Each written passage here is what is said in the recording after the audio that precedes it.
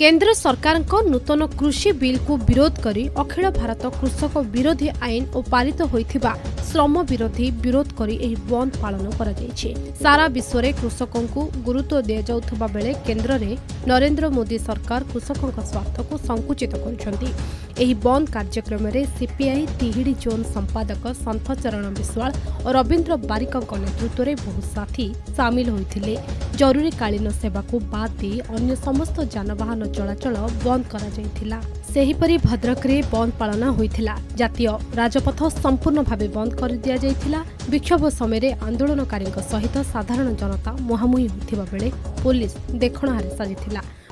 जो केंद्र सरकार तीनिटी कला आईन कृषक विरोधी आईन पास करे ता विरुद्ध रे आमे आज आंदोलन करूचु जे तुरंत ताकू बातिल करा जाऊ एवं स्वामीनाथन कमिटी जो सुपारिश करथिले ताकू तुरंत कार्यकारी करा जाऊ। एमएसपी की आईन परिसर मुक्त करा जाऊ। कृषि ऋण छाड़ करा जाऊ। भद्रक जिला तिहिड़ी संजय दास को रिपोर्ट कोणार्क न्यूज।